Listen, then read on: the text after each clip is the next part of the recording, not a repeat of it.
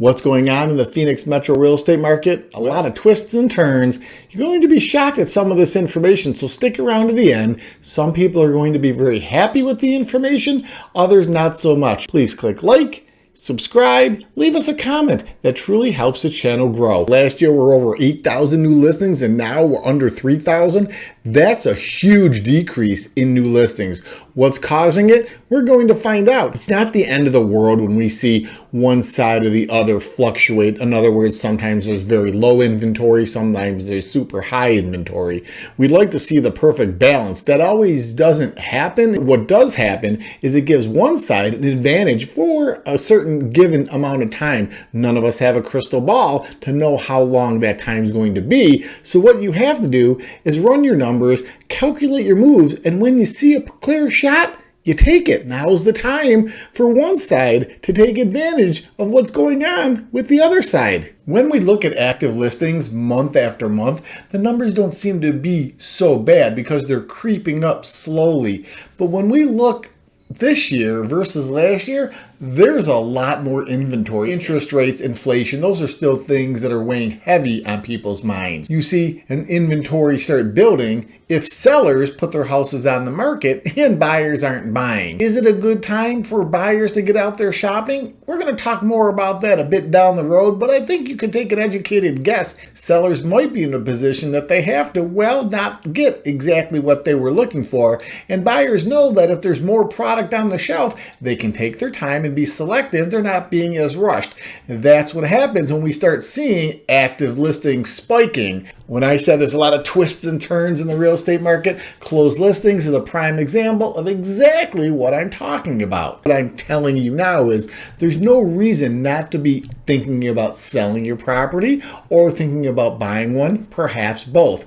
You have to understand there's usually never a perfect market where it's 50-50 buyers to sellers. Right now, we can see there's definite an advantage for buyers because of the inventory. It doesn't mean sellers are never going to put their houses up for sale and sell them. It means when they put their houses up for sale, it might take a little bit more time and they're going to have to dial in facts and figures when it comes to the price, when it comes to taking care of the property, perhaps a home inspection prior to listing it. They may also want to make sure that the curb appeal is exactly point on.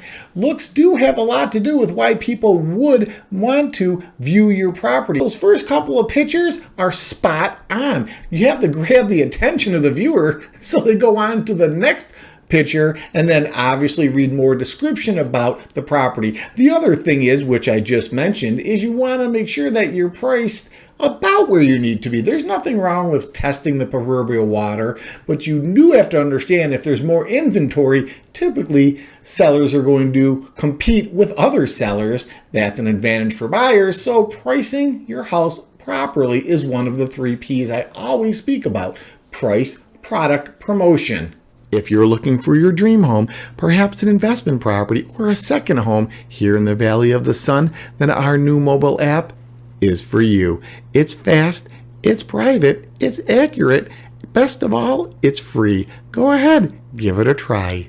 If prices start to spike, buyers get very upset. They get worried they're going to get priced out of the market. And if prices start to tank, sellers get worried that they're not going to maximize profit. But one thing I can tell you, if prices continue to increase, that's not a bad thing. Of course, when you're buying, you want the prices again to be lower. But after you close on your property, the first thing you're hoping is, hopefully our home prices skyrocket. And the same thing for sellers. They want the prices to hold as long as they can. This is important information.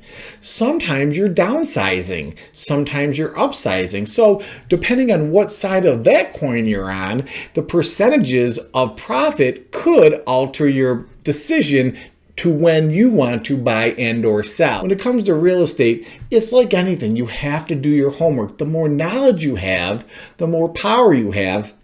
You never want to make incorrect moves. Pardon the pun. Month's supply of inventory, and you can see by the numbers, the picture is as clear as it can be now. Usually a healthy inventory, as I state in every video is between 2 months low, 4 months high. When you see inventory starting to really add up like this, it's definitely, unequivocally, positively an advantage for one side. That side being buyers. And I'm not going to say, again, sellers should be nervous. Sellers have to regroup, or each seller has to regroup and take a good look at profit margins. Perhaps they have to do repairs, put their house again in a perfect light. The little things sometimes become the huge things. When we start seeing months supply of inventory pile up, we gotta spruce it up a little bit.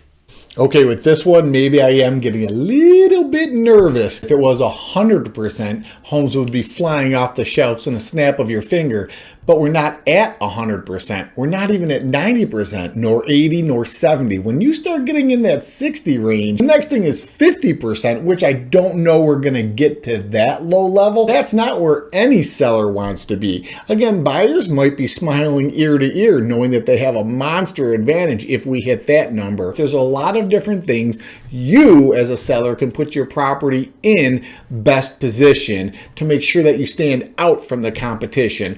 Of course, there's the little things which I mentioned, and there's the big things which I mentioned. I hate to say it, but I have to say it. Some areas, houses, styles are more desirable than others. So there's certain, let's for example take communities that no matter what the market is, those properties usually go pretty quick. And then the flip side is true. There's areas that no matter what the market is, they're just not going to move. It goes way back to the beginning of real estate. Location, location, location. It isn't everything, but if the property is more desirable and the area is more desirable, it's going to move faster than the numbers that we're seeing now. Leave me a comment. Tell me what you think is going to happen in 2025.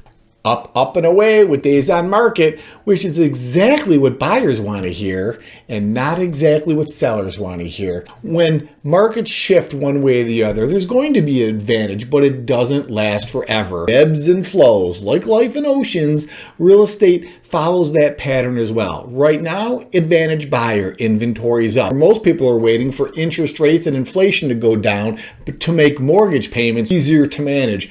But if I was a buyer or a potential buyer right now, I would absolutely be running the numbers, talking to lenders, and we can get you a couple great ones to run those numbers for you. Because if the numbers work, now is the time to get out there, because the number of houses on the market are up through the roof. Pardon the pun, and that's exactly where buyers want to be. Sellers, I've explained a couple times where you need to be, putting your house in the best position to compete with the other houses that are for sale. If you like this video, make sure you check out this one. I'll see you over there. Until next time, take care. God bless America. I'll talk to you soon.